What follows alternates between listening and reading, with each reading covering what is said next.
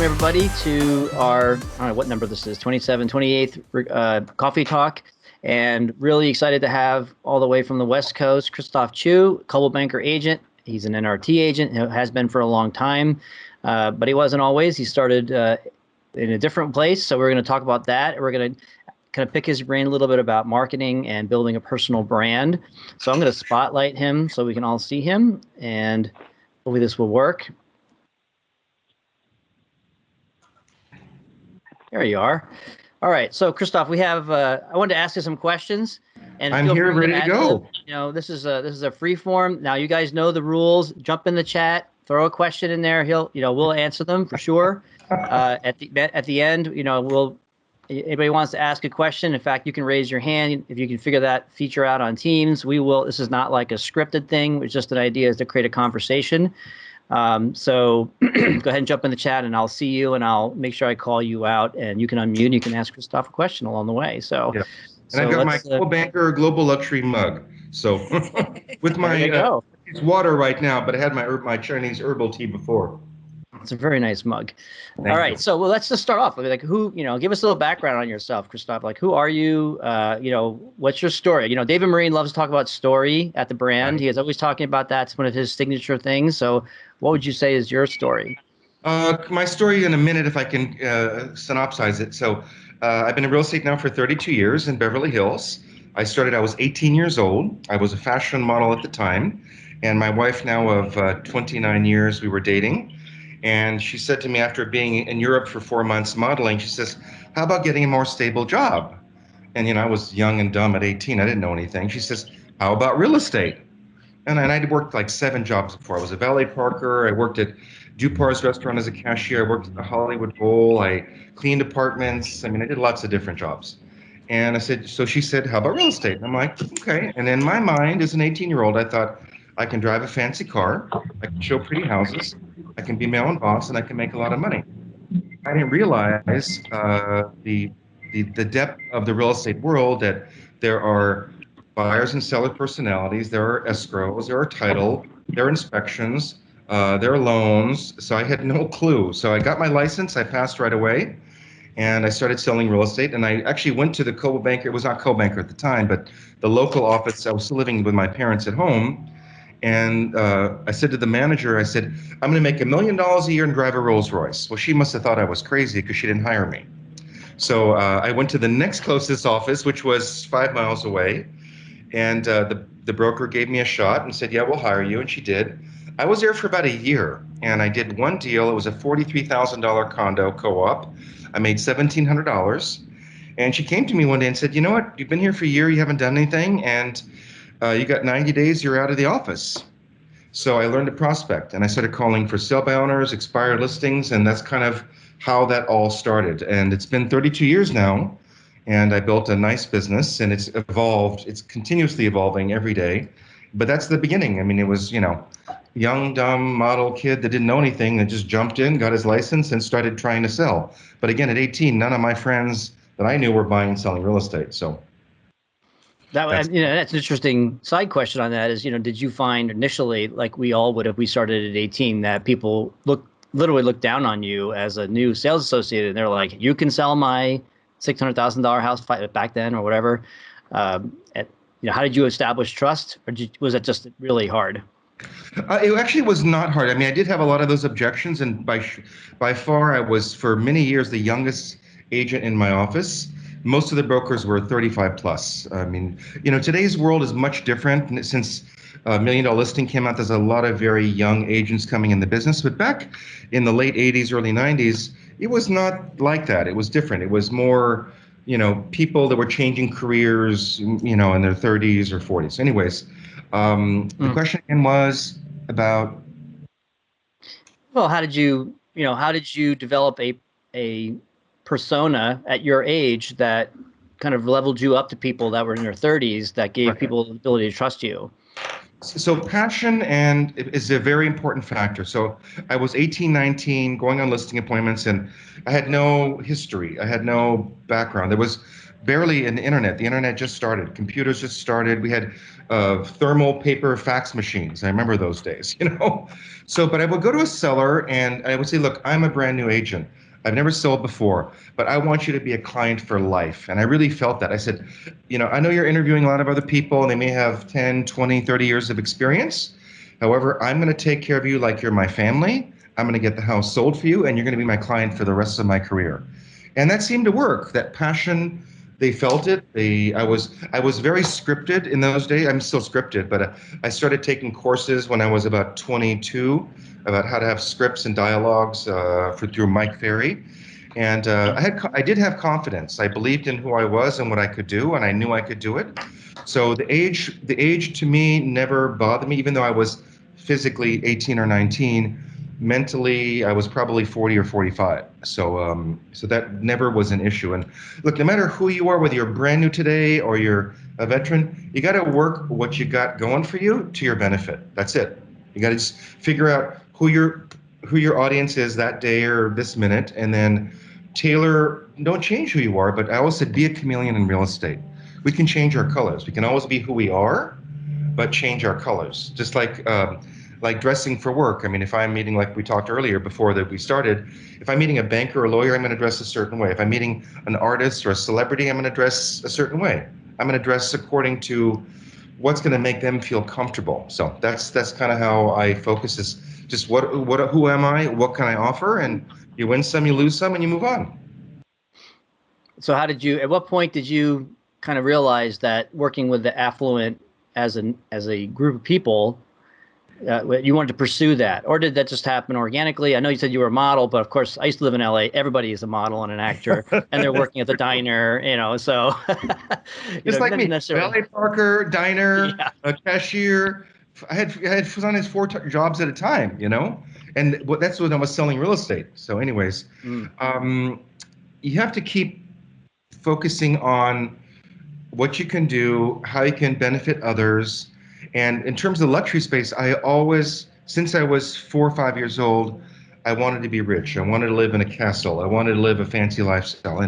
And luckily, I will say this, my parents were not rich. My mom was a hairdresser. My stepfather worked in an art company here in Beverly Hills.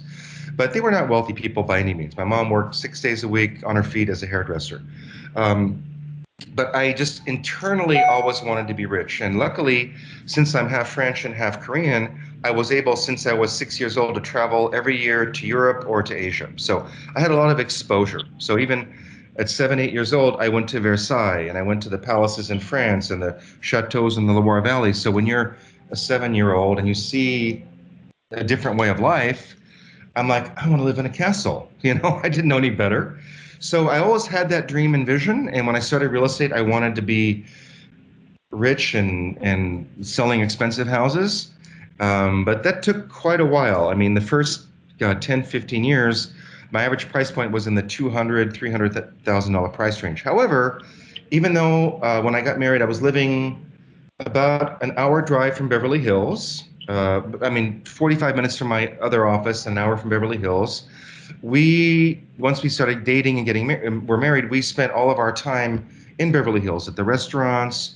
We started going to the parties. That's just what we wanted to do internally. I didn't even know back then that would bring me business, but we started doing that. And I always say to people, follow your dreams and your passions and what you love. And when you do what you love, you have a certain happiness and energy that people are attracted to and will be drawn to you. Just as a side example, those of you that know me, I love crystals. Kathy knows that. So, yeah. for example, this is a crystal on my desk. I have and these are natural earth crystals. This is not a lalique or thing. This is real crystals. So, I've loved crystals for 37 years.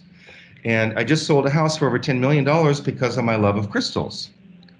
And most of my biggest deals have come from traveling, art, fashion, crystals, things that I really, really love. That's how people, my charities, like helping homeless youth.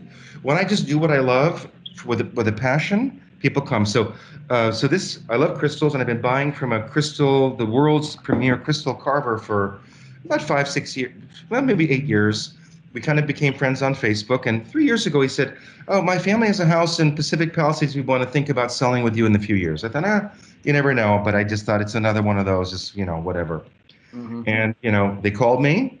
I interviewed against 5 brokers. I got the listing and I sold it for over $10 million. So that's paid for all of my crystals for the last 36 years. Same thing with jewelry. I love jewelry personally. Kathy knows that. And my wife loves jewelry, so I would buy lots of jewelry all the time. And I got a lot of deals from going to buy jewelry. And, a jeweler like Cartier or any big jeweler, they have big parties for all their best customers. So clients want to work with people that are like them. If they have a $10 million house, a $5 million house, a $2 million house, they want to be with someone or work with someone that they feel has a tie-in to people that can afford that kind of house. So just by the love, in terms of the high end, by just doing what I love to do, naturally and organically, the business has come from that. But you still have to be really smart at what you do. You have to know your business, know your market, and so that has to be the back end, like base of your foundation. But then, being involved in the world of luxury, you meet people. But again, in the world of luxury, I'm sure it's the same in Pennsylvania. You go to a party, a high-end party, you might see 5 top brokers from Beverly. I'll see Josh Flagg. I'll see maybe Josh Altman. I'll see Valerie Fitzgerald at the same party of our friends. It's like, well, who are they going to choose to list their house with, right? So, but just be yourself and do the right thing, and people will be attracted to you. And Vita has a question. She said, how many hours do you spend devoted to real estate every day? And I think that's an interesting question based on, you have hobbies and, you've got the ability to do other things too. So, how do you devote your day? Well, when you say devoted to real estate, so it's a really good question. So from when I wake up around 4:30, 5 o'clock in the morning. I don't necessarily get out of bed, but I wake up, and what's first on my mind is real estate. I'm thinking about my appointments that day, who I'm meeting, how am I going to strategize that. So it's from when I wake up till I go to bed. It's all day long. I'm physically like today I got to the office at 6:30 because we had our call. I had to prepare in the morning. I've got other things to do. So typically it's a 12 to 14-hour day in the office, and luckily I live 5 minutes away from the office.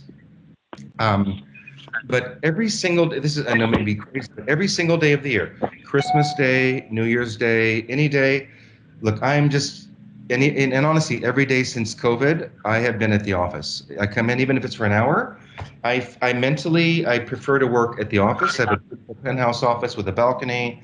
So I come to work every single day and I focus on what I have to do. That way, when I'm at home, I can shut things down and really focus on my family and my downtime. Because, at night after a long day in our business, we have many ups and downs all day long, right? So we have to refocus, rebuild ourselves, re-energize ourselves so we can be fresh and new again the next day. So I'm involved. Real estate is my life. It's been that for more than half my life. So it's all the time. It never stops. Never stops. Even lunches. I mean, I go lunches for fun, but it's always real estate's on my mind. And I'm meeting other agents for lunch. I'm meeting potential clients, current clients, past clients. It's just got to be who you are. So Alec asks, how does the child of a hairdresser travel to Europe every year? Well, back in those days, it was in coach, first of all. Nowadays, I don't travel in coach, but it was in coach. And I know, because my family lived in France, and my other family lived in Asia. So, back in those days, we had 9 months of school, we had 3 months of summer vacation. So pretty much, every summer from when I was 6 years old, my parents decided that they put me, the first time I went to France, it was by myself. I was 6 years old, Air France. And I remember in those days, my mom and dad took me to the airport. The airline hostess gave me a little lanyard, and, they took care of me. And then I arrived in France, and my cousins and my aunt picked me up at the airport, and I didn't speak a word of French. I was six years old, spoke only English. And I remember being in the back of the car in Paris with rain, and my aunt, who I'd never met, and my 2 cousins that they're actually from Africa. They're married to they were the daughter of my mom's sister who married an African man. And I'm like, I never really been around that world. They're speaking a different language. It's raining, and I was in the car crying. I wanted my mommy, right? So just my parents, they saved money, and they spent the money to send me to France, and I was with relatives. So I guess didn't have to spend a lot of money. I was with my grandfather, my aunts, my cousins. So I got to go every single year, which was really nice. That's how that happened. And luckily, Cool. I came back after 3 months and I spoke. I didn't want to speak English. I mean, at 6, 7 years old, you learn languages like that. Mm, And I came back and I was speaking fluent French. Isn't that amazing? that is amazing, and And now I it's a still speak blessing. it. It is a blessing. So let's talk about marketing a little bit. So, uh, you mentioned a lot about the people that you have interacted with and maybe Yes. shared passions for things and that helping you do that. But, your business is built on a sphere of influence, like all of ours is. How do you define, this is a term that gets thrown around a lot, right? I mean, by coaches and everybody, sphere of influence, COI, I've heard all these expressions, right? So it's like, how do you define for your business sphere of influence, and how are you intentional about that? Day to day, and probably have a couple of admins, like whatever you're doing, like what's your process to look at that and evaluate your sphere and work it. So sphere of influence is really anyone you know. Even someone I meet for the first time, that's now part of your sphere of influence. And look, I go out to lunch. I mean, now that things are open again, I go. I mean, Kathy knows I go out to lunch every single day of the year. I got to dinners, 3, 4 nights a week. We used to go to parties all the time, although it's not been a party in almost a year. So parties are out for the moment, but they're going to come back again. But everyone is a sphere of influence, and and this was a learned tech. Even though I'm a Leo and I'm a very outgoing person, when I was starting out in real estate, I was kind of a secret agent. I didn't really. I felt kind of embarrassed to be a real estate agent. I felt, back in those days, people may still think this way. Real estate agents were looked at as like car salesmen or like insurance, not in a positive way, but I always felt like I was doing a very positive thing. So, so I would go to, especially conferences, I go to conferences, I sit down and I'd be like kind of by myself. But I went to some classes where I learned, and one of the thoughts was the people that you most don't, you go into a room, the people that you most don't want to talk to and meet, those are the ones you specifically need to go meet and talk to. So I just started developing that muscle. I go to a conference and I'm like, I don't really know them. They don't look like someone I would know or want to know, but I would make it a point to just, hi, I'm Christophe. What's your name? Where are you from? What do you do? So even like at restaurants, I'm at a restaurant, I see a lady with a beautiful pair of shoes. I go up and I'm like, oh my God, those are gorgeous, your shoes. I love those. You look very chic and nice. And this happened 2 days ago at a restaurant. And the woman, and another woman with her, and she's like, what's your name? I said, Christophe. Oh, I know who you are. I'm like, oh, cool. Is your wife Gabrielle? I said, yes, I know your wife. I said, give me her, she's a stylist, and this was her client. She was a stylist for. So, I don't really know those ladies, but now I do, and they're now part of my sphere of influence. So, the more people you meet, the more people you know, and the more people you connect with. And again, that was a connection from just, I believe in acknowledging and complimenting people in a sincere. If I don't like the way they look, I'm not going to say anything. And I'm not going to say, oh, that looks like, doesn't look good. But she looked beautiful and I loved her shoes and I knew the brand and I liked it. And so I said something and it just did open up a new potential for conversation. And everyone's your sphere. I mean, my massage therapist, I've had several over the years, but he comes every Tuesday and he's a great guy. And I get referrals from him. He's a sphere of influence. I mean, my manicure, everyone I meet and touch, every waiter, every busboy, I'm really friendly to them. I'm as friendly to the busboy in a restaurant or the lady Jessica who cleans our building here as I am to my family. I mean, and I treat them nicely. I take care of them. They're as important to me as if the Queen of England was my friend, and I believe that, and I feel that way. So treat everyone in your world as your sphere. Do you have any particular marketing activities that you do? Maybe recognition, if you did a recognition events, or maybe handwritten notes, or check-in Videos. phone calls Videos. periodically, anything like that? Pretty much all of that. So, the world is constantly changing. Handwritten notes I do all the time. Anytime I get a gift or something else, I send a handwritten note. That's very important. Today everyone's busy and we have social media, we have internet videos. When there are birthdays now, I try to, anyone that is really a friend that I know personally, I try to call them because, look, in today's world on a birthday, you send a happy birthday on Facebook or you send a text. But people don't get calls that much anymore. So I try to make a phone call. If I don't get a hold of them, I make a phone call, I do a Facebook message, I'll do a text, and I'll send them a little video. So I think we got just touch them any way we can, and it's from the heart. If I don't really know them, I don't do it, but it's from the heart. So You got to touch people any way you can. And now we have social media, which, I started with 12 years ago, but before that, it didn't even exist, right? But now you can see what's going on. You can see someone like in Texas freezing their ass off because they got no power and water for 3 days. You pick up the phone and call them. My God, how you doing? What's going on? Nothing much I can do from here. But I think just with social media, we can see into people's lives on a daily basis. That's your opportunity to connect. Whatever's going on in their life, good or bad, connect with them and be part of them and let them know that you care. Susie Swisher asks, do you ask your sphere for referrals, or do they send them to you on their own? So I should really specifically ask, like many of our coaching suggestions are, oh, who do you know that wants to buy or sell? Or I'd like you to send me one referral this year. That sounds like Mike Ferry right there. Here I've got my real estate hat on today. So I don't really, sometimes I do, but I don't really specifically say, hey, I need you to guarantee me your referral. So I just try to keep it top of mind. And, when I started social media 5 years ago, no, 12 years ago, my strategy was 4 things. Social media is a very quick, you're scamming and quick image, quick video. What's going to capture their attention? All they need to know is my name, Christophe Choo, Beverly Hills, luxury and real estate. That's all they need to remember. So everything I do posting-wise is typically, those are the 4 main realms that they need to know who I am, where I am, luxury and real estate. And then the rest of it is about, I have a mantra that my life is about sharing beauty, joy, prosperity, happiness to all those around me. So everything I do in person or on social media, if you follow my social media, I never discuss anything with politics, generally nothing ever negative. I don't jump into negative conversations. I don't jump into political conversations.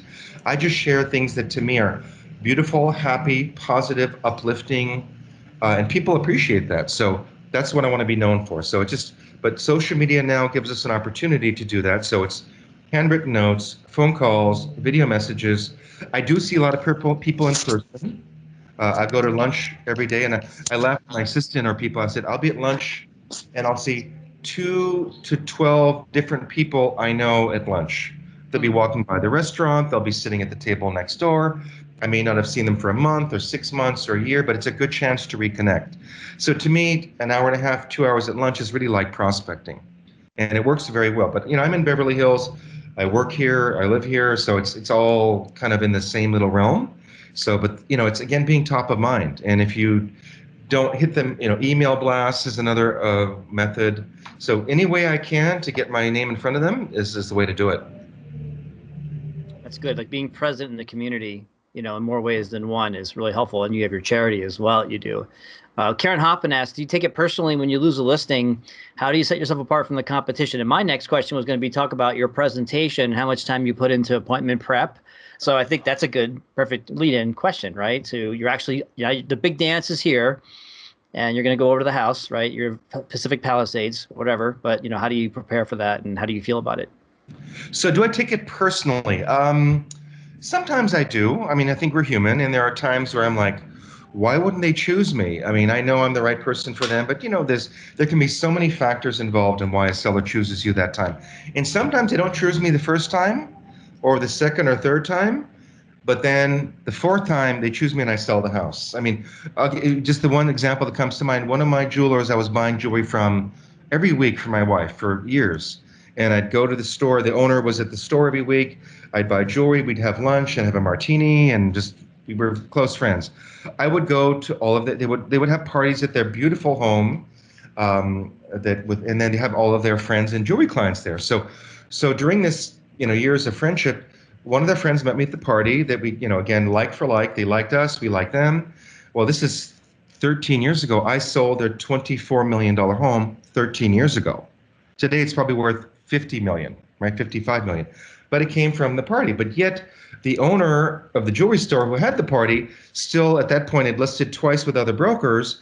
And I said to Steve, I said, how'd you call? Well, Maria referred me to you. So the owner of the jewelry store that didn't hire me referred me to this guy, Steve. And I sold his house. So finally, a year later, they were listed for a year at a time. It was a big, big property. It was the most expensive house in an area called Studio City, just the other side of Beverly Hills in the Valley. And so finally, they'd expired for the third time. And I called up, and we'd be at lunch or a dinner and a party, and the husband would casually say, "How much is my house worth?" And I'd say, "It's worth X." And he didn't like the number, and he didn't do it. So finally, it expired. I called them. I said, "Guys, we've been friends for like 12 years. You've listed now 3 times with some of the top agents in the city." And I said, "Do me a favor." I said, "I'd like to meet you face to face and give you a formal presentation to list the house." Because they'd never done that before. So they agreed. I met with them. Hour later, got the listing signed. And I remember they were at $7,999,000 before I got the listing, and they dropped it to $6,999,000 a month before, and it expired. And they said to me, "What's it worth?" I said, "It's worth 6.25 to 6.5 million. What should we list it for?" I said, 6,650,000. And then the wife was British. She says, "Christophe, we just dropped the price $1 million, $1 million last month. And why would we do that again?" I said, "Maria," I said, "trust me, I know what I'm doing. You can't go back on the market today at the same price you were a few weeks ago." So we dropped it to 6,750,000. Within 2 weeks, I built a website, and I knew it was going to be a celebrity buying that property. It was 6 acres, literally the next house outside the city of Beverly Hills border. And I said, it's going to be a celebrity buying this property. So I built a website, and it was called privatecelebritycompound.com. That was the website name. And this is about work ethic again. So it was a Sunday morning around 9 o'clock, 9:30. I'm at the office, no staff. My phone rings. I pick up the phone. Lady, and I said, "Hi, how are you?" She says, "Well, we saw your property and, blah, blah, blah. We want to take a look at it today." I said, "Okay." And I knew the objections. I said, "Well, it's on Coldwater Canyon. It's a busy street." "Yes, we know that." "It's in a canyon, so, at 4 or 5 o'clock at night, it can get kind of dark." "Oh, that's okay. We like the dark." I said, "Great." I said, she said, "Can we see it in an hour and a half?" I'm like, "Let me call the owners." The owners were in their 60s, and it was actually Academy Awards Sunday. And I said, "Ron, Maria, get out of the house." "What are you talking about?" I said, "I got a buyer. They want to see the house in like an hour and a half." "Well, who is it?" And on the phone with the wife, I'm like, who are you?" It was Lady Gaga's business manager. So I didn't really know it was him, but I was on the computer Google searching him at the time, and I'm like, okay, that's the name, that's what she said. So as long as they show up and that's the person, it's real. So I went to the house. He pulled up in his Rolls Royce. She pulled up in her Range Rover. I walked in the living room. Within a minute, she says, "Honey, I really like this house. I want to come back and see it tonight in the dark." We'd only been in the living room. He says, "Honey, we got the Academy Awards tonight. We can't do that." She says, "I don't care about the Academy Awards. I want to come back tonight." We came back tonight. We made the deal. I double-ended that deal. And so yeah, I can get upset when people don't hire me, but I have to let that go and keep the friendship and keep going, because you never know when you'll ultimately list and sell that house. Yeah, never let a relationship go. Never. Yeah, that's good. And so, as far as your presentation, like you said, let me do a listing presentation for you. Like, how do you, like, what level? And this is a marketing call, right? It's not a CMA call necessarily, but how do you? And maybe the Coldwell Banker brand is part of this, and the luxury brand, and all that kind of comes together. But what do you use for presentation? Print, digital? How do you present it? Do you use video components? How do you do that? Like, what's your thing? Every client is different. I do try to send in advance, and nowadays it's email, and so I can send an email with videos of homes similar to them that are currently on the market or sold, property websites of how we market the properties. We do the Coldwell Banker Moxie presentation CMA, which is beautiful, which is online linkable, and they can click it and they can see the comps. So we send all of that. Do clients really look at that stuff? Probably not so much. I would say probably 80% of them never really look at that stuff. And when I go there, I don't do the dog and pony show. "Hey, look at me, let me show you what I can do." I mean, I have everything there. And some big high-end listings, actually, I have these huge customized, over 10 million.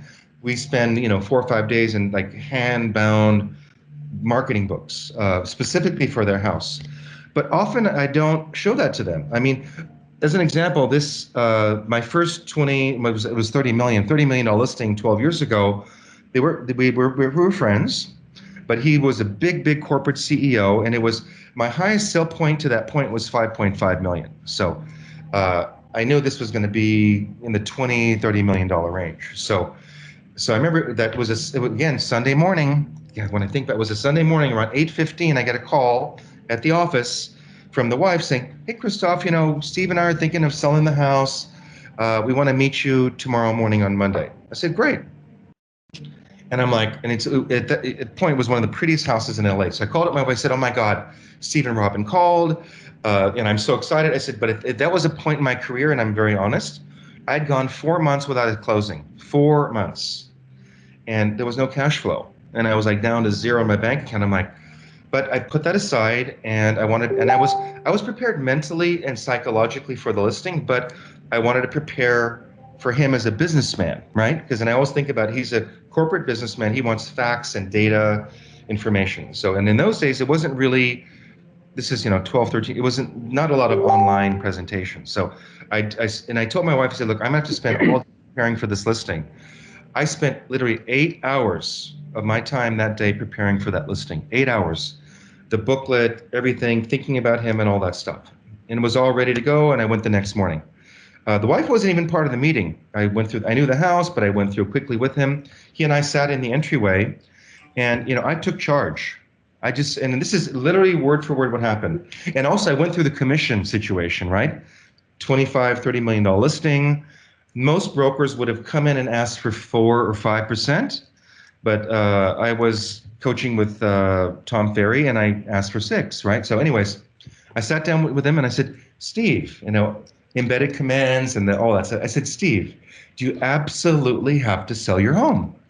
He says, "Well, we don't have to sell it, but we want to sell." I said, "If I sold this house in the next 30 to 60 days, is that okay with you?" He says, "No," it was October. He says, "No, because, the kids are still in school. We want them to finish school this year, and we're moving out of the country sometime in June or July." I said, "Okay." I said, "Are you willing to price your home to sell?" And he says, "Well, what price are you thinking?" I said, "We should," and they said, "How much is the house worth?" I said, "It's worth 22 to 23 million. He says, "Okay, how much you want listed for?" I said, 26.5. He says, "No, I want listed for 30 million. And I said, "Do you want me to handle the sale for you?" He says, "Yes, we would." And then he says, "How much is your commission?" And I already had it typed up on the contract. It took a lot of guts. 6%. It was typed up. I said, "It's 6%. And he looks at me and says, "I'm only paying you $1 million to sell my house." So I had already done the numbers in my head, and I knew 1 million was like 5.25%. So I scratched out the contract. I wrote in $1 million. I mean, literally, it was the first and only time I wrote in a flat amount. I wrote in 1 million. He initialed it. He signed the contract. He never looked at a single presentation. I didn't show him anything. That was the presentation. That was it. I signed it, got the listing, but 30 million, but done. And I ended up selling the house for 23.5 million, and he paid us $1 million. And Jade Mills got the other half. You guys know Jade. Jade represented the buyer, and Yeah. she got the other half. And the funniest part of this story is that I think in June, before they were leaving, they called us up and they said, "We're leaving the country." And my brother was going to live in, it was a 15,000 square foot house in Holmby Hills, which is the best neighborhood in LA. And the wife says, "Steve asked if you guys would mind living in the house while it's for sale." I said, "Robin, I don't know about that. We've got our own house. We've got our dogs, our cats, and all this stuff." So I talked to Steve and I said, he wanted us to live there. I said, "Well, we could do it under certain conditions." And I gave him the conditions. He says, "Fine, done." I called up my wife. She says, "Absolutely." So we literally moved in that house. We lived there for 8 or 9 months as our home. They were living in Europe, I mean, in Asia. And that was our home, and we sold it. And we sold it from doing parties. We restaged the house with our furniture in some rooms, and so. But again, the presentation was just, I call it the 5 minute, the 10 minute, the 20 minute. Just those 5 questions, and I would say 40 to 60% of the time, I just ask those questions even today. And if they say, "Yep, let's get started," we just sign the contract. I don't need to go through all the marketing stuff. Now, if they ask questions, then I do it. And I'm always prepared. Everything is there. I know the comps. I know the numbers. But it's about them. It's not about what I can do. I mean, they all know that stuff. Do you think that the 8-hour prep gave you some of that power and energy in the entryway that you wouldn't have had if you had gone in just hoping the relationship was enough, that the prep really gave you a basis there? Relationships are never enough. The scripts, I mean, I already knew the scripts down pat. And I went to many productivity schools or sales training, sales edge, like, Tom Ferry's Sales Edge, where I literally practice those things. And the words are one thing, it's how you say it is another. And, I know them so, and I really feel confident because it's really true. If they don't want to price it right and they don't really want me, there's no point in continuing the conversation, right? I've got people that I turn down all the time that they want some crazy high pie in the sky price, or I don't really like them, or I can feel they don't like me, and it's like, what's the point of continuing? So, yeah, I think always be prepared, always educate. I mean, look, Kathy. I mean, Kathy's been a top agent at Coldwell Banker for a long time, but yet she's here spending an hour of her day educating herself. I do that all the because time. you're here, Christophe. So, absolutely, preparation is important. Yep. Yeah. And now I knew them personally, so I knew their personality. But if I don't know someone, I will spend a lot of time Google searching them and figuring out who they are, what they do, what are their charities, what's important to them. I mean, sometimes you can find stuff, sometimes you can't, but find out what you can. Okay. So the global luxury brand, I want to make sure we touch that because it's on the screen behind you there in your office. It's part of your logo, as a matter of fact. So, and I know that you're going to be teaching part of the Luxury Institute next week, which everybody should know about because I've been sending out a lot of emails and notifications about that training next week. It's a new generation of online, all virtual. We've never done it before that way, I don't think, all online. And you're one of the trainers for that. But, tell us a little bit about your thoughts on the global luxury brand and network. If you're able to become a specialist, but even if you're not, using the network to list your property, which is something they did recently, allowing that. I think it's a big improvement for those of us who don't have, the production just yet to kind of claim the specialist title. But like, what's your perspective on all that? Can you give me just 1 minute? I'll be right back. Well, of course. Thank you. I'll be right back. Sorry about that. Oh, that's all right. Does anybody have any questions they want to ask him? I see the ones in chat. I'm going to get to all of them, I think. But anybody else have something they want to add? And Kathy, how do you know Christophe, by the way, since you keep saying your name? Tell everybody how you know him. Kathy Gagnon, by the way. Christophe for years. We met at a conference, and he came up to me and started talking to me. He's the most genuine person something about my shoes or something. And I coach with Tom Ferry, as does he. And so we go to a lot.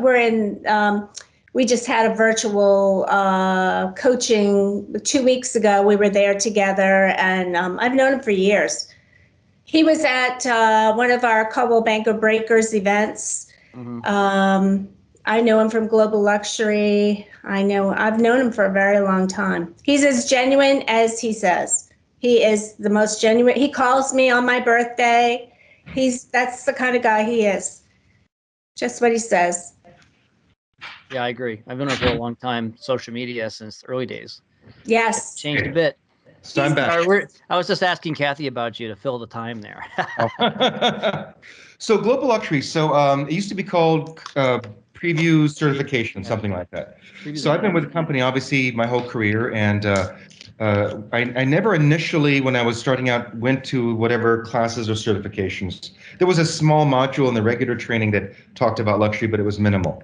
I started selling luxury, and I think you have to sell a certain amount of properties over a certain price point to become luxury or whatever, or be able to go to the classes. So I just never went to the training because I just started selling luxury, and that just was an automatic thing.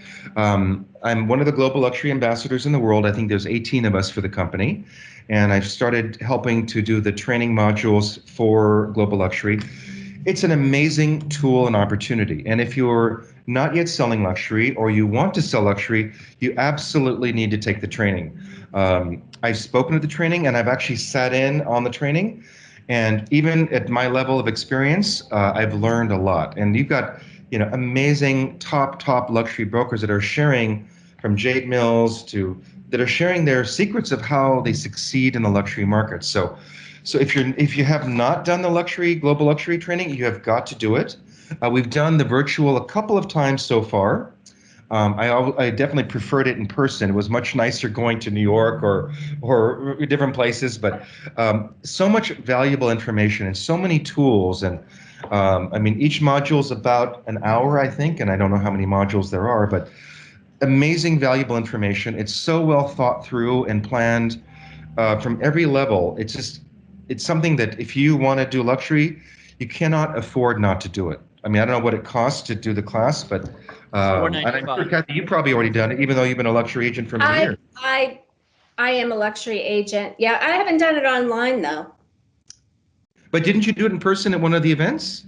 I have done it in person, Yeah, yes. so that's what I'm Well, they saying. So, changed about a year and a half ago, and the Institute for Luxury Marketing took it over from Coldwell Banker proper to start doing the training. And that was because Coldwell Banker, the people within the brand, realized they couldn't keep up with, a full training regimen in addition to the branding and the marketing. So that it made a lot more sense to align with a actual training entity, which they were already doing that, the Institute.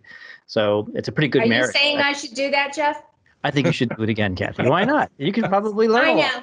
so yeah, they are part of it, and I think once you do the training, you also become a member of the Luxury Institute. You get a Yes. sticker or a plaque. Look, I've never worried. I've never cared about a title or a plaque or saying that you're a certified. I've never even said to anyone I'm a certified luxury specialist. I mean, I don't. I mean, I just do it. But I think I would say if you're newer or in a marketplace, I think it's a lot of value to saying you're a certified luxury specialist or you're a luxury alliance, but whatever it is, I think there can be value to certain consumers with that information. But it's for you mostly to learn and educate yourself on different ways to work with luxury clients. And they are different. I mean, we're all human beings, obviously, but a luxury buyer seller can be a very different kind of animal than I remember when I was first selling real estate. I would do my highest year. I did 75 sales in a year, but it was average price of like 280,000. Well, back in those days, I mean, these are first-time buyers, first-time sellers. I'd list their house, put on a lockbox, which is not really done in LA, even on an occupied property, and no questions. They just followed my advice and did it. But when you're in the high end, in our high end, which is 10 million plus pretty much, these people have bought and sold a lot of times. These are big time corporate people. I mean, if you own a $10 million house, you got to be worth, 50, $100 million net worth. So these people are pretty savvy and they think they know more than you do. And I'll always tell them, I said, you're a specialist as a lawyer, you're a specialist as a doctor, but I'm a specialist as a real estate agent. So I think the training is invaluable. When I did the training, I always said that I only wish when I was brand new that training was available, because had I been 19 years old and that training was available, I would have taken that class. Absolutely. And I probably would have been a luxury agent much sooner than I was. Yeah, well, you let it happen organically, which is good too. I mean, Right. you just sought after your market. So Alec asked, do you have a formal P&L for your business that includes things like jewelry purchases, lunch expenses, et cetera? And it's an interesting point because a lot of us just don't view it as a business. We don't. We come to tax time, we kind of right about now. Actually, we look at everything and we wonder and wonder. But as far as organizing our business around activities and expenses. So that's an interesting question. So my business has been a corporation for 25 years. So I'm an Inc. INC. So it's been set up that way for many, many years. So I do get a P&L every month. I am not an accounting kind of person. I get the P&L, I'll look at it for a second or two, and I'll put it in a drawer. I trust my CPA, so I need to probably develop the muscle of learning more about that. I only wish jewelry could be expensed on real estate, but it can't be. I wish dry cleaning could be. I wish clothing and shoes, but you can't, unless it's a uniform with your logo on it, which I'm not putting my logo on my suit. So anyways, I do have that. I do pay attention to expenses. And one of the things with Tom a few years back, we were doing P&Ls, and we went through the average, your typical monthly automatic recurring charges. We have all those automatic recurring charges, your Google Drive, your this. I mean, so I did a spreadsheet. It was like $2,800 a month just on automatic recurring fees, from top producer to Zillow to Realtor. I mean, all this stuff. And I'm like, what? And some of them I wasn't even using, 100. But when you figure 180 a month times 24 months, it's a lot of money. So I do try to pay some attention to that. Restaurants, that's a big expense. My restaurants annually are more than a lot of people's salaries. My CPA tells me that every single year. I said, but I make a lot of money from restaurants. So I'm very conscious of it. But in my marketplace, look, it's not uncommon where I take a client out to dinner and it's a $3,000-4,000 dinner, and sometimes they buy and sometimes they don't buy. So it's kind of like gambling in Vegas, but when they do buy, the price points are high and the commissions are high, so it balances itself out. But you have to pay to play, and you have to be part of that world. I mean, like when you give gifts to people in our market, I mean, the average birthday gift is $500 to $1,000 for someone in our sphere. I mean, you can't give them, I know people do this in $5 gift card at Starbucks or whatever. That just, we could never give someone even $100 gift card at Starbucks. It's got to be something really thoughtful and planned and special and unique. So usually I like to just take people out. Let's take them out to a wonderful dinner or wonderful lunch, or good clients, we take them on trips sometimes. So yeah, expenses are high, but it's just part of the game of our marketplace. I mean, we can make more in one commission than many people make in a year salary in their whole year. So, right. I think you can just scale that down for your own business. You don't have to, somebody who's doing, 50 deals a year at $300,000 in the Philly area can just do the math and figure out what they can afford for. And those people don't expect $1,000 birthday present. Your sphere, so you're okay. You can recalculate there. And look, the IRS only allows you to deduct $25 gifts, right? So I said to my CPA, I said, how am I supposed to give a $25 gift to a $20 million seller? It just doesn't work. So a lot of the stuff is just not deductible, unfortunately. Just not. Mm-hmm. Even with a corporation, just not deductible. So it is what it is. It is what it is. Aaron asks, do you ever feel being in contact with so many people constantly, for instance, seeing the 2 to 10 people over lunch, like you said, is that mentally exhausting for you after a while? And how are you able to be consistently outgoing, other than drinking tea all day long, without becoming burnt out from social interactions? Is that something? I do sometimes have martinis at lunch or two. I do drink champagne, so that's fine. And look, I go to lunch with clients, and one of my sellers was in town a week ago. I have a listing for sale for $5.5 million, and we signed the listing, but I didn't know him really that well personally. We met a couple times, so he was in town for 2 days by himself. I said, "Let me take you to lunch," and we went to lunch, and I wanted to get to know him, and get a couple glasses of wine. So I had some wine, and he's comfortable, I'm comfortable, and So the bottom line is you always have to be turned on. As like Tom Ferry said on his podcast this morning, I was listening. He says you could be walking in the office, and just before that, you have a fight with your spouse, your dog gets injured, and he gave another point, but you got to walk in the door and leave that behind and start fresh. So I could be on a call right now and all sorts of bad things happen, and then 5 minutes from now I've got a listing appointment. I got to turn that off and turn it on. And years ago, I don't know if you guys ever heard of a woman named June Scott. She was one of the most famous luxury brokers in Beverly Hills for 35, 40 years. She passed away a few years ago. And she was in our office, and when I was first came to this office, I had took her to lunch and wanted to learn more about her. And she says, "Christophe, you're an actor on stage." She said, "When you're in front of that seller, you're in front of that buyer, you take the power chair, you take the power seat wherever you are, you're in control.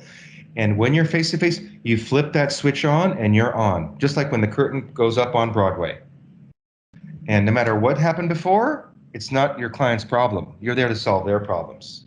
So in answer to his question, no matter how my day's going, I do go to lunch, and I just try to have a little hour break away from all that stuff and just kind of have some nice lunch, have some nice conversation. But from the next to the next, you got to keep focusing and moving on and being happy and peppy and looking at, are you my next client? How can I help you? Look, I like people. I like connecting with people. So and then you got to go back and then make the phone calls. And there's one good call and there's a bad call and there's a good call. So that's the nature of our business. You can't get caught up on the negativity. I just no, you lose a deal? Fine, we'll sell it to someone else. A deal we're closing next week. I sold it twice already. 2.7 million, then we sold it for 2.5 million. I've had the listing now for a year, okay? And I finally just double-ended the deal, my own buyer, my own seller, and we're closing next week, all cash. We move contingencies in 5 days, done. And so when she said before, you lose the listing or something you get upset. Well, I can get upset for a minute or two, but I'm like, you know what? There's another opportunity out there. So think about it. At 2.7 million half side commission, I got X amount. Now at 2 point, a little bit less price, I get double the commission, double the commission, and I can say I double-ended a deal. So whenever the old saying, when one door closes, another one opens. But if we're upset and caught in the muck and mire of being upset, you're blocking that good energy from other good opportunities coming your way. Just like this other one I closed for $10 million, the Crystal one, we sold that property 3 times before we actually closed. 3 times. 13 million, 13 million, 12.5 million, and then ultimately I closed it for 10.7. And we were on the market again, actually it was a year to date we were on the market. And I remember the 6-month renewal, I got it renewed, but every time it would cancel or coming up to the end of the listing, I'd go in my head about, oh my God, we had 2 cancellations, they're not going to want to renew. That's just my own conversation. They renewed and I ended up selling it. But there were many times where I thought, this is not going to happen. And I would get discouraged. But my wife's like, no, keep going on. And it doesn't always work out that way. Sometimes it just doesn't happen. I've had $40 million listings that I told them was worth 25. I marketed it for years, spent 150 grand, and listings canceled, and someone else sells it for 25 million. Not me. So, but you just keep moving on. It's part of life. Do you prospect? Do you actively? Cause you keep mentioning Tom and Mike Ferry, who I know them both. As far as their methods and stuff, especially Mike.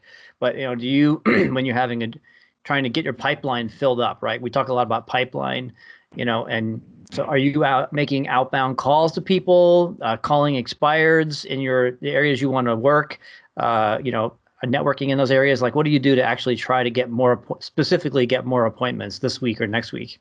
So I really haven't called expired listings or for sale by owners for about 12, 13, 14 years. I'm trying to get someone to do that for me on my team. So that's kind of a goal to do. But the first 14, 15, 16 years of my business, when I wasn't high in luxury, my entire business at that point was started and built with calling expired listings and for sale by owners. And I literally did that 3 hours every single day, like clockwork, 5 days a week, 3 hours a day consistently.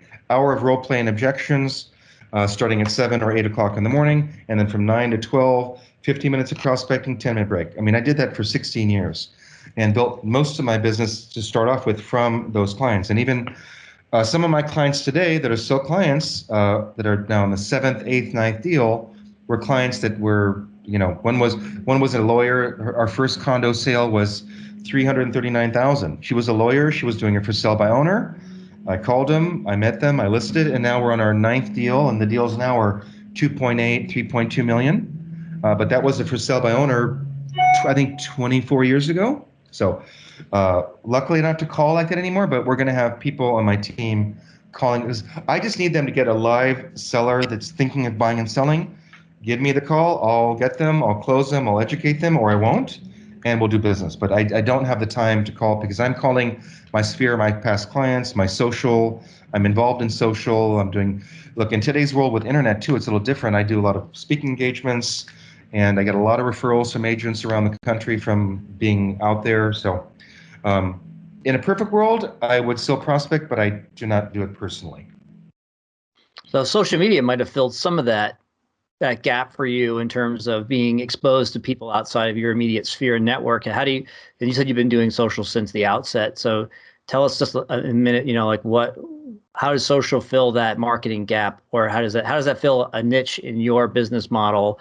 Because I know you do, you make an effort at it. I know you were one of the first guys doing video. I remember one time you did a clip about how you got a helicopter and flew around because nobody was doing that yet, before drones, and now you do regular, social media, use video a lot personally. Right. So tell us about that. Yeah, so with video specifically, Tom was my coach at the time. And Kathy, you may have been there. Were you there in the Palm Desert when Gary Vaynerchuk came? Okay. I was, yeah. So Kathy was there. So I was in the front row, and Gary Vaynerchuk was there, and Google had just purchased YouTube. And Gary Vaynerchuk said, Christophe, and we had lunch in Tom's room with Gary, and he's like, you're Mr. Beverly Hills. Your lifestyles of the rich and famous. He says, you need to be a DJ for content in your community. And I didn't really know what that meant. And I was not on Facebook or any platform or YouTube or anything. But it made sense to me. I thought, okay, so that day I went out and I bought my first flip cam video camera. I remember them. First video. And that video is still on my YouTube from 19, whatever it was. But it's I think my first video on YouTube. And now 3,000 videos later, and I don't like 11 million views or whatever. So I tried it out, but it made sense to me. And so then, and then Gary said another thing that weekend or that day. He said, every day from 8 o'clock in the morning till 8 o'clock at night, you're working on your business. No, in your business. So at night from 8 o'clock to midnight, you need to work on your business. And I thought, well, that makes sense, because during the day, you don't have time to like go and create a Facebook account or create a LinkedIn account. I mean, most people have it today, but so I did. There were like 12 platforms at the time. So every night around 8, 9 o'clock at night, he says, stop watching TV. So I turn off the TV, I go to my bed with my laptop, and I'm like, first one was Facebook. So I go to Facebook and I look at the platform, I create a profile, I kind of learn it out. So I think every day for 2 weeks, I just joined another platform and I just started playing with it and started learning it. I do by trying. I go to a lot of conferences, I try everything out, see what works for me. Like TikTok, I'm not into. I don't like TikTok. It's all a bunch of silly people just doing silly dances. I don't see the value in that. But that's just my perception, because I honestly have not spent a lot of time trying to understand TikTok. Other agents have done very, very well with TikTok. So again, do what works for you, what feels instinctively right, but you got to test and try everything. So yeah, so I just am constantly testing and trying all the different platforms. Even now, the new one, Clubhouse. I'm not really active on Clubhouse yet. A lot of my friends are. But it's yet one more platform to spend 2 hours a day just listening to people talk. So, I'm sure I'll learn about that. So just, you got to do it, but you got to keep doing and follow what's right for you. I mean, to me right now, Facebook, Instagram, YouTube is what makes sense for me. And in terms of bringing business in, Facebook and social media are very good for sphere of influence people, and agents, because they see you constantly. But YouTube videos is really what's brought me actual business and clients. I remember Tom was my coach, and we were doing, we started doing videos. It was 4 years into doing videos, and every week I'd be like, Tom, I'm doing videos and videos and videos consistently. Nothing's happening. And it was about 4 years into the videos, and I think I'd done 850 videos at the time. I don't know how many views. And I said, Tom, I don't see the value in this. I said, nothing's happening. He says, Christophe, just keep doing it. Just keep doing it. And I got a random call, maybe a month later. My assistant said, this woman wants to talk to you. I talked to her on the phone. She dropped her daughter off at school. She was on a 40-minute commute back from school back home. She'd been looking for a house for 10 to 12 million in Bel Air for a year and a half with another broker at Coldwell Banker. They were not happy with that relationship. They wanted to interview another broker. And I said, well, what made you decide to call me? She said, 2 reasons. I said, great, what? She said, I saw your helicopter tour. I said, well, why did that make you call me? She said, well, if you'd spend that much money to rent a helicopter, do a helicopter tour, she said, you spend money to market my house. I said, well, how is that important to you? She said, well, we're going to buy a house, but we're going to sell our current house. I said, great. And I said, what was the other video? She said, what was the other reason? She said, I saw your video on Stone Canyon Road. And that was just Tom's talked about them, just a camera in the front, driving up the street, talking about the houses, the price ranges in the neighborhood. And I said, well, what did that video, struck you? She says, you were very honest. And she said, how so? She says, we were in escrow on a house on that street for $12 million. She says, I like the sun, but we were there at 3 o'clock in the afternoon at the pool and the inspections, and there was no sun at the pool. So she said, we canceled the escrow because she wanted a house that had sun. I said, so you need to be on a promontory. You need to be on the top of a hill or in the flatlands where there's no mountains blocking you off. So she says, well, my husband and I want to meet you to interview you to be our buyer's broker. I'm like, meet me to be a buyer's broker? I'm like, okay. So it was 8:30 at night on a Monday. So, and I researched who he was. He's a partner in one of the biggest real estate law firms in the country. They have offices in 5 states, I think. So I thought, real estate lawyer. It was surprising that he didn't know a real estate agent, right? His wife called me and all that. So 8:30 at night on a Monday. So I wore a 3-piece pinstripe suit with a tie. And I went there with a legal yellow notepad, right? What do lawyers use? Legal yellow notepads.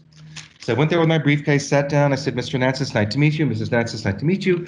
I said, do you mind if I take notes? He says, absolutely. So I took my little notepad and I just started grilling him asking, when do you want to buy? What happened? Just question. And he didn't ask, I was just asking him question after question after question. About 30 minutes into my questions, I was comfortable. I said, Mr. Nance, I said, may I call you Tony? He says, yes. I said, Mrs. Nance, can I call you? Yes, of course. I said, I like you. I said, I think you like me. why don't we just get started and let's find you a house? And he turns to me and says, Christophe, he has a very tough voice, says, my wife decided to hire you on the first call. I said, well, then what am I doing here for the interview? He says, I just wanted to meet you in person. So that was it. So 30 days later, we found them a house. They bought a house for over 10 million. Then I sold their house for 5 million. Their friend bought a house for 5 million. Then 2 other deals. And then this summer, I sold them a vacation house for 7.2 million. So all from videos. And took 4 years to monetize, but within a 4 or 5 month period from that initial call, we did 24 million in actual sales from those 2 videos. So my number one thought is, social media is important, but you got to create video content. Because even to this day, all the time, this buyer that bought this condo, she said, oh, it's so-and-so, you know me. I said, oh, okay, nice. And I said, oh, you're Rosie. I said, oh my God, you bought my house for 10 million on Hartford. Oh no, I said to her, oh, you live on Hartford, right? She says, how did you know? I said, well, you bought my listing on Hartford 5 years ago for 10 million. No, it wasn't your listing. I said, yes, it was. You're Rosie. You bought 904 Hartford. She says, no, I bought 908 Hartford. She bought the other house, but not through me, but same name. But I thought it was my buyer, not my buyer, but the buyer who bought my listing. So we saw the unit, and I said, let's go for lunch. Took her to lunch. Her son came, $280 lunch, which is fine. They bought the condo. And I said to her, I don't really think we know you. She says, well, I don't really know you. We never met in person, but I know you from your videos. Your videos, yeah.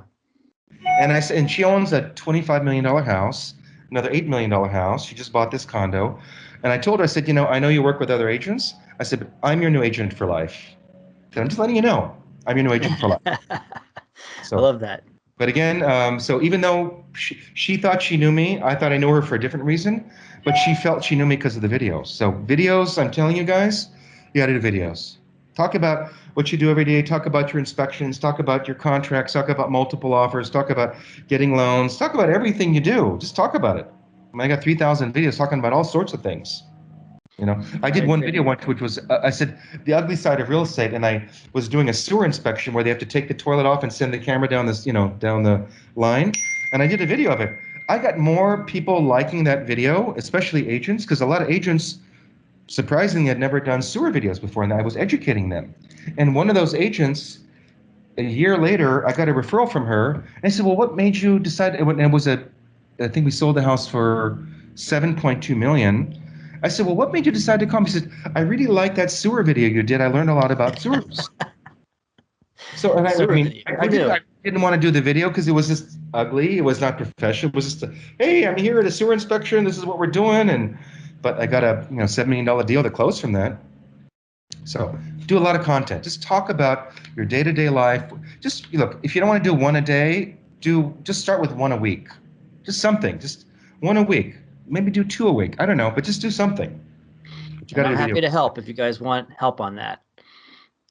Absolutely. That was a pretty good way to end it, Christophe, because I wasn't actually expecting you to go on about video like that. But, you can see I have it right here on my desk. We're after 9 o'clock already. This is not a plant, but I have this on my desk as my message for when I do meetings with agents, see? So try video marketing, Video, to me, in this world is the #1 tool to get business. Period, end of story. Whether strong statement. Any kind of video you do, it's nothing but a benefit to you, and if nothing else, it benefits the consumer. And even if that consumer never buys from you, you're putting good energy out in the universe, and somehow you'll get it back. I agree. Well, this has been great, Christophe. I appreciate you being on with us here on the East Coast in your early hours, but you got in early. We helped you have a good start to the day. I hope some great good energy here. And thanks everybody for asking questions. And we're going to close it up. If anybody has anything want to ask Christophe as we close, you can unmute, but I'm going to stop the recording right here. And thanks everybody for joining. Well, thank you guys for having me. And Kathy, always a pleasure. So nice to see you. Hopefully we'll have GenBlue in the fall, I'm hoping. And I know you'll be there. Summit in the summer. Did they confirm Summit yet or no? I think so, yeah. Well, that's what I heard. Good. Yeah. I'll be there. Yeah, I'll be there too. Thanks, Jeff. Thank you, Coldwell Banker, Pennsylvania. Coldwell Banker Preferred, all my friends. I only see initials, so I know there's a lot of other friends on here, but I didn't actually click the name. But thanks for having me. Always a pleasure. Great Hope you got some presentation. good pointers for me today. Thank you, Elizabeth. Good to see you. Great day. Bye, guys. Dog. See ya. Bye.